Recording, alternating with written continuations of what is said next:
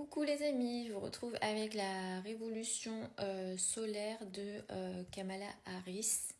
Donc on avait regardé les transits du jour des élections et je me suis dit ça peut être intéressant de regarder sa révolution solaire.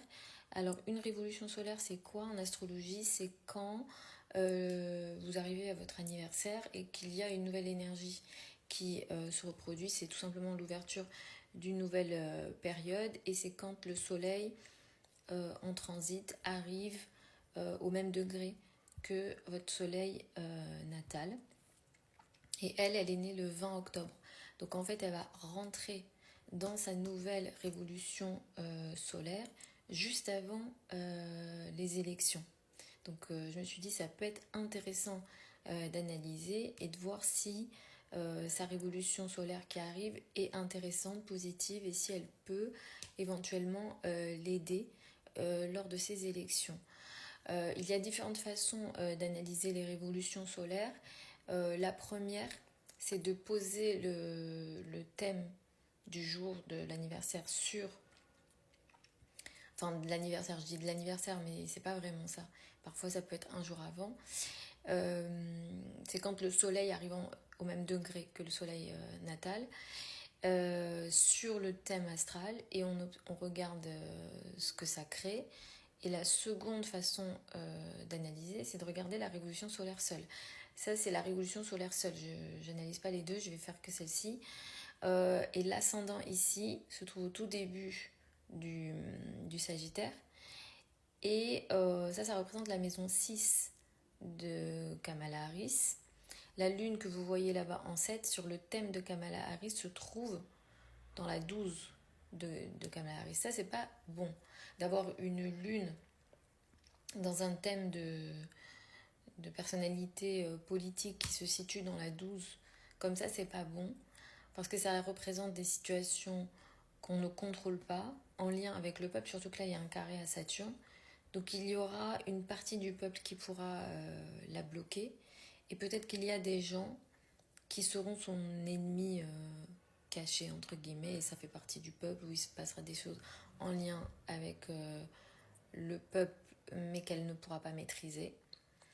Clairement, effectivement, on a l'impression qu'on va vers une division en fait de la société américaine.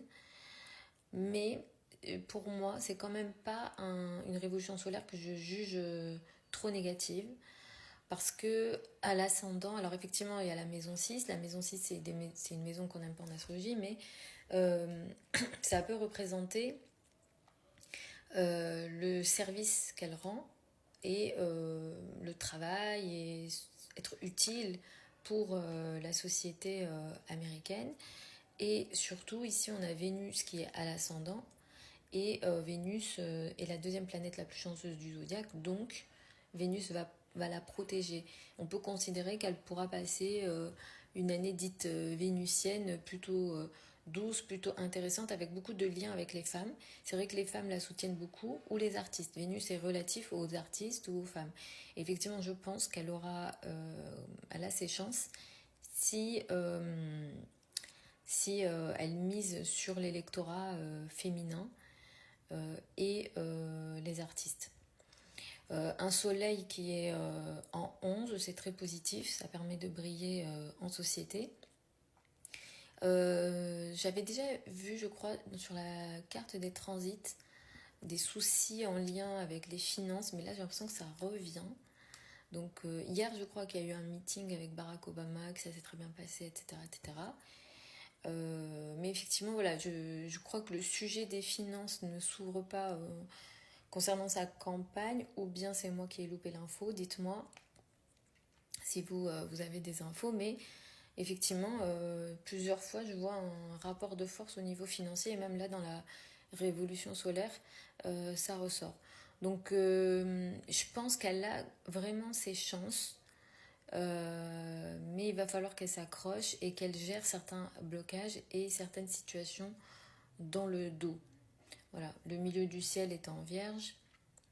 Le maître du milieu du ciel, c'est Mercure. Mercure en Scorpion, Trigone Saturne, mais Mercure proche de la 12. Donc, c'est pas au top, mais elle a des possibilités.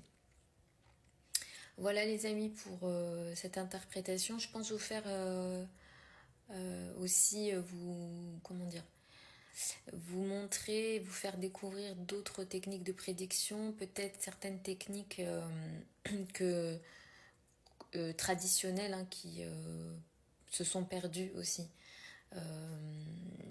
Avec l'astrologie moderne, on a beaucoup perdu certaines techniques de prédiction. Donc si ça vous intéresse, je peux aussi vous montrer d'autres techniques qu'on a. Mais voilà, les révolutions solaires, ça fait partie des techniques les plus utilisées par les astrologues. Et ça vous permet d'ouvrir une nouvelle phase. Et à chaque anniversaire, il y a un nouveau cycle ici qui s'ouvre. Les retours les plus connus en astrologie, c'est les révolutions solaires. Mais en fait, on peut faire ça avec quasiment toutes les planètes, sauf les planètes générationnelles. Enfin, là, je dis jusqu'à Saturne. Hein. Après, Uranus, Neptune, Pluton, c'est des retours beaucoup trop longs. Mais sinon, voilà, on peut faire des retours de Vénus, des retours de Mercure, etc. Donc voilà, j'espère que ça vous a plu. Je vous retrouve lors d'une prochaine vidéo. Si vous souhaitez une consultation privée avec moi, vous avez les informations sur mon site internet au niveau du profil. Les délais de consultation sont à peu près de 3 semaines. Pour celles et ceux qui veulent apprendre l'astrologie avec moi, la prochaine session de formation, elle démarre au mois de septembre, le 4 septembre précisément. Vous avez les informations sur le site internet. Je vous embrasse et puis je vous retrouve lors d'une prochaine vidéo.